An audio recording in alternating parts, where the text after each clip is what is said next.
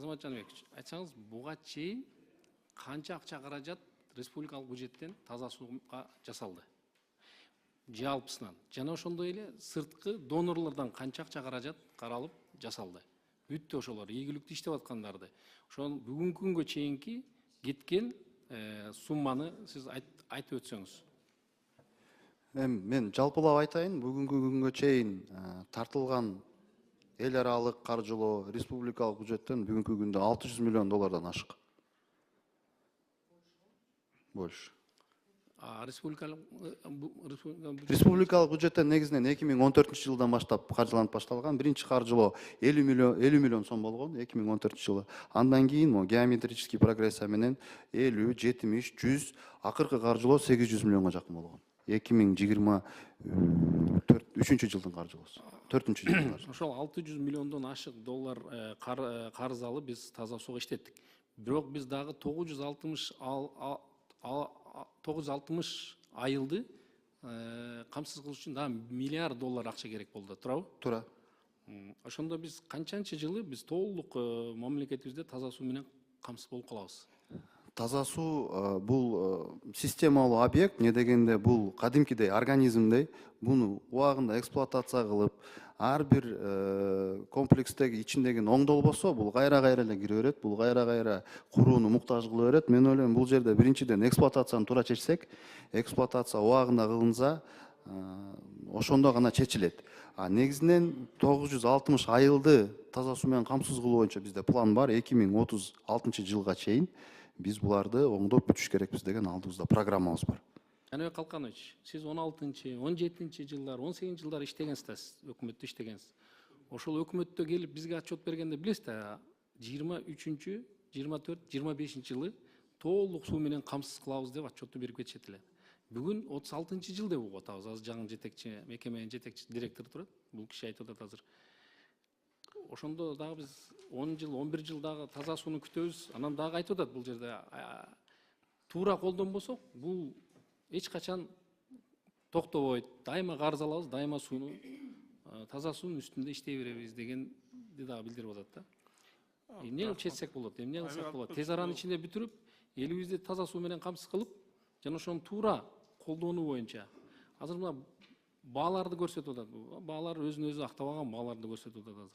Ошондо кандай кылганда бул жумуш боюнча биз толук камсыз болобуз? Рахмат. Министрликтин ою кандай? Негизи бизге ошо 1,5 жылдан бери ошо өттү, биздин карамакка.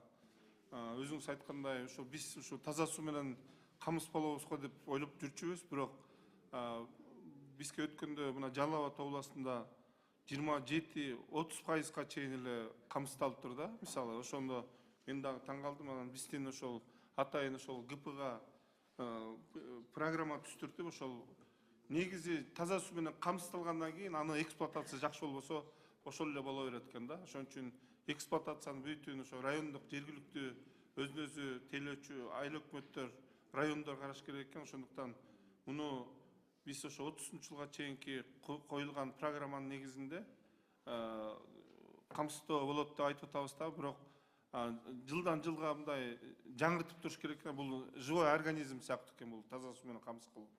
Мисалы, азыр ГПга тапшырма берилген, мурунку арест аркылуу, башкалар аркылуу коюлган канализациялардын баарын инвентаризация жүргүзүү. Анткени себеби ошол кандай болду, эмне кылыш керек, бир 10 жылдан кийин же болбосо 5 жылдан кийин уже кайра башталат мурунку коюлгандар. Ошолордун баардыгын инвентаризация жүргүзүүдө пландап атабыз. Анын негизинде эми азыр Азамат айтып кетти, өзүнчө мындай топтом жасап туруп, ошонун негизинде карабыз. Мен чын айтканда мынча жыл бүтөт деп айта албайм. Жана калган таза суу тарабында дагы бир тартипти орнотуш керек да. 2001-жылкы курулган Арис аркылуу ишке ашкан Көктөндү айылындагы суу эксплуатацияга берилгенден кийин 1 айдан кийин чыкпай калган да. Арис аркылуу жасалган. Мисалы үчүн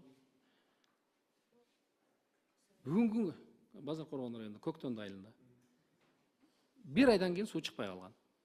Андай учурлар көп. Баягы жасалып аткан учурда дагы жакшы көңүл бурулбай калып атат.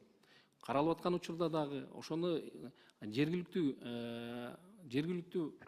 бийликке берилгенде дагы алар тарабынан бир көңүл коштук мамиле болуп атат да. Ошон үчүн Жаныбек Калканович ушуну тартипке келтирүү боюнча мен сизге министрликке сиздерден суранат элем да. Ушул боюнча бир чечим кабыл алып, бир иш чара өткөзүп, ушу жергиликтүү бийлик менен, жергиликтүү эл менен, аким, губернаторлор менен, ушулар менен иштешип, ушул мына 600 миллион доллар бул карыз алып атабыз да, сырттан алып атабыз. Мунун проценти бар, мунун жылдан жылга өсүп аткан акчалары бар, пайыздары бар. Ошого биз туура колдонуш үчүн ошол жергиликтүү эл менен мындай түз ишти алып барышыңар керек да. Ошол эле учурда мына сиздер аркылуу жасалып аткан мына мекеменин ишканасы Азамат мырза 25 миллион сомго жасала турган болсо силер аркылуу, бирок ара фонддору же жергиликтүү элдин баягы өзүнүн фонддору менен жасалган 2,5 миллионго жасалып атат. Бирок ал дагы силер тараптан сырттан алган акча каражатын каалагандай чачкандай иш карап атасыздар да. Жакшы эмес. Ошол 25 миллионго дагы ошол нерселер толук кандуу иштеп калбай атат, ошол нерселер бардыгы. Азмынаке бизге берген маалыматыңыздарда Тогуз-Торо боюнча, району боюнча, бул бир район. Эч бир маалымат жок да, эч жасалган дагы жумуш жок.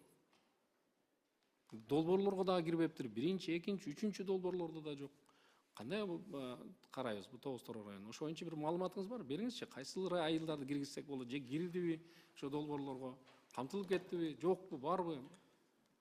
Айбек Алтынбекович, биз туура айтасыз. Негизинен биз деле жакында өтүп, жакында дайындалып, кайра кирген объекттер, андан тышкары критерий боюнча анализ түзгөнбүз. Тогуз-Торо боюнча негизи Жалал Абад облусу боюнча бүгүнкү күндө долбоорлор жок болгондуктан биз мына азыр УКС тараптан жооп берет. Кайсы объекттер биринчиден УКСка киргизилген, критерийден алынып. Эң критериядагы приоритеттүү турган айылдарды айтам. Анын ичинде албетте Нокен району, Сузак району и Тогуз-Торонун бир катар айылдары, Казарман өзү да кирет. Биз бул боюнча азыркы учурда АБР менен сүйлөшүүлөрдү өтүп, эми жаңы долбоорго киргизебиз. 80 айылды деп турбуз. Мен жакында эле ушул аграрный комитеттен Тогуз-Тородон келдик, мына 4 күн мурун. Ал көп жерлерде таза суу менен камсыз болуп турду. Бүткөн деп казарманды полный алмаштырып бергиле деген элдер айтты баягы. Жок, 80-нчи, 76-нчы жылкы ошондой экен. Суу түтүктөрү турат. Ошондой иштебейт аларда. Иштебейт экен ошо. Анан бардык мындайча айтканда мына маалыматыңыздар турат, менде берип атасыздар да. Жок бир дагы. Жок. Мына УКС болсо, Гострой аркылуу кирген болсо, айтсынчы, барбы республикалык бюджеттен? Талант мырза, телефонду коюп жооп берип коесузбу? УКС барбы? Гострой. Биздин УКС ал азыр биздин УКС бөлүнүп калган Гостройдо завершающий объекттер калган. Биз ошо Бакыт Эргештин тапшырмасы менен бүт полный анализ, инвентарь жасап чыктык. Ошол негизинде кандай иштер болуп атканын, кайсы жерде ошол жана сиз айткандай 25 миллион сомго мисалы жасалган, башка мындай жеке ишкерлер болобу, же ошондой фонддор болсо андан аз акчага жасап атат деген, анын баарын карап атабыз. Ошолорго жооптуулардын баардыгына прокуратурага беребиз ошону. Жок, жарайт. Мына 600 миллион доллар акча, андан ашык акча каражат алыпсыз. Бирок Тогуз-Торо районуна бир дагы доллар ошол жумшалбаса, таза суу боюнча, бир каралбаса, же бир долбоорго кирбесе. Мен ошо боюнча сурап атам азыр. Областын жетекчиси бар да. Сизге бердиби ошо информация боюнча? Барбы? Областта жетекчи бар. Биздин өзүбүздүн ал жерде өкүлүбүз бар. Биз мисалы мынакей приоритет кылып туруп, Казарман айылынын өзүн долбоорлоого 2025-жылдын тизмесине коштук. Калган ал жерде бир катар айылдар бар Тогуз-Тородо. Аларды АБР аркылуу жаңы долбоорго кошуп бүтүрүп кетебиз деп пландап отурабыз. Кайсы долбоорго? Канчанчы долбоор? Азыр сүйлөшүп атабыз. 2025-жылдын аягында макулдашууга чыксак, 2026 долбоор болот. Данияр Эрмекович, ушул Тогуз-Торо району боюнча ушул жакынкы долбоорлорго ушул канчанчы долбоор? Азыр сүйлөшүп атабыз. 2025-жылдын аягында макулдашууга чыксак, 2026 долбоор болот. Данияр Эрмекович, ушул Тогуз-Торо району боюнча ушул жакынкы долбоорлорго ушул Тогуз-Торо районун кошуп кетүү боюнча чечимге сунуш кылам. Ошол жакты дагы Азамат мырза Тогуз-Торо районунда карап коесуздар. Андан кийин Базар Коргон шаарынын акча каражаты бөлүнүп 8 миллион евро болсо керек, акча каражаты. 8 миллион 540 миң. Да, ошондон ашыгыраак. Келип сиздер менен ал акча каражаты каралды, бул жерден өттү, ратификация бүттү, келип договор түзүштү, барбы? Же келе элекпи дагы деле? Негизинен шаарларда өткөн долбоорлордо толугу менен шаар мэриясы жооп берет дагы, толугу менен освоение кылат. Биз бул жакта Жок, сиздер менен ратификациясын келип өтүп беребиз. Бирок бүгүнкү күндө ал жерде мындай. Консультациялар тандоо өттү, тандалды. Азыр долбоор сметалык документацияны түзө турган мекемени, институтту тандоо алдында турат. Ал тандалгандан кийин мэриянын ортосунда келишим түзүлөт, кетет. Биз болгону координация кылып беребиз. Кандай маселелер туулса барып консультировать этип беребиз. Жок, бүгүн сиз өткөндө мага кайрылдыңыз да. Бүгүн кандай эмеде турат, бүгүнкү стадияда турат бүгүн? Техникалык консультанттар тандалып, Тамам, бүттү. азыр долбоор сметалык документация түзө Долбоорлор- турган институция, долбоорлой турган институттун тандоо алдында турат, ОРПС. Базар Ошого келиштиби? Мэриядан келип кол коюшуп, ошо менен сүйлөшүүлөр жүргүзүлдүбү? Жок, тандоо боло элек, тандап бүтүп.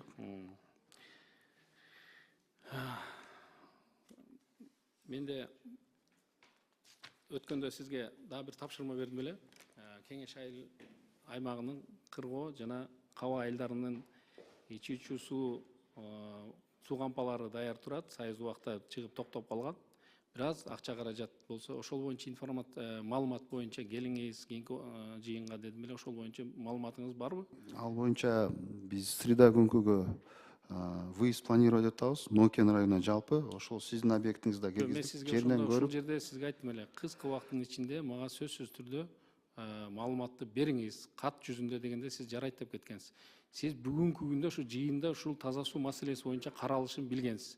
Сиз эми сизди биз ошол жака командировкага барат экен, анан ошол жакты көрөт экен деп мен сизден күтпөйм да. Мен сизге тапшырма бергенден кийин убагында алып келиңиз бул жерге. Ал жерде областта жетекчиңиз бар, өзүңүздүн өкүлдөрүңүз бар, барып иштеш керек да ошолор. Эмне аткарбадыңыз ал боюнча? Айым үчүн бул жерде сиздер жарайт деп болуптур деп анан бир нерсени жазмыш болуп кетесиңер да, анан бул жерге келгенде эч нерсе жок келесиңер анда. Андай айтыңыздар да, мен жаза албайбыз, боло албайт, бере албайбыз дешиңиздер. Айбек Алтынбекович, бул жагынан туура айтып атасыз. Берилген тапшырманы биз жасап алып атабыз да, бирок аткаруу кээ бир учурларда солгундап калып атат. Ачыгын айтыш керек. Ушул ГП таза суунун мындай ушу аткаруу иштери боюнча көп мындай депутаттардын астында, бирок башка суроочулардын астында мындай бизди уят кылып коюп атат. Бул боюнча да чара көрүлүп атат. Бул сиздин эмеңизди дагы жасап алдым, чын айткандачы. Бир эле жума болду мен айтканыма. Да, туура айтып атасыз. Кийинки комитетке деп мен сурангам. Ошон үчүн мен бардыгын чакырып алып бир сир айткам, анткени себеби депутаттар болобу, башка болобу, суроо бул просто аткаруу исполнительный башкача экен да булардачы, ГПда. Булар бизге кийин эле киришип эле көнө албай атышат да, көндүрөбүз буларды. Толуккандуу сиздерге өттү да, туурабы? Анда менде суроо жок. Болгон ошол, мен Тогуз-Тороо району боюнча эске алыңыздар, жана жок, казарманга билем, республикалык бюджеттен 5 миллион акча бөлүнгөн, ал 2-3 жыл болду бөлүнгөн менен. 19-жылы, 22-жылы бөлүнгөн, бирок ишке ашкан жок. Проекттери даяр болду, даяр боло элекпи алар? Биз бул жерде жазылып турат, эч кандай бир жумуш аткарылган жок. Эгерде аткарылса, бардыгы ушул жерде жазылмак да, аткарылды, толук кандуу иш суу менен камсыз болду деп бүгүн отчет бермек да. Бүгүнкү күндө жок да. Жалал Абад облусу боюнча аябай экен, тиги эң ал жерде баягы тоо, таш арасында суу көп деген менен суунун тазалыгы бар да ал жерде. Лабораториядан өтүш керек ал сууларды. Анан суунун баалары өтө төмөн. Өтө төмөн болгон жерде биз азыр жергиликтүү кеңештерге ошол нерсе берилип калган, жергиликтүү кеңеш чечет баасын депчи. Бирок алар өздөрү ошол жерде шайланат, биз дагы эл аркылуу шайланабыз, элдин чөнтөгүн ойлойбуз биз. Бирок элдин чөнтөгүн ойлогону менен биз ошол сууну чыгарып аткан, жасап кеткен суулардын түтүктөрү 1-2 жылдын ичинде иштен чыгып калып атат да, толук кандуу иштебей калып атат. Аны ошоңо баягы сиздер тарабынан мен жана сизден сурандым, тапшырма бердим деп ойлойм. Ушул таза суу боюнча бир өзүнчө бир иш чара саңыздар. Жарайт, рахмат.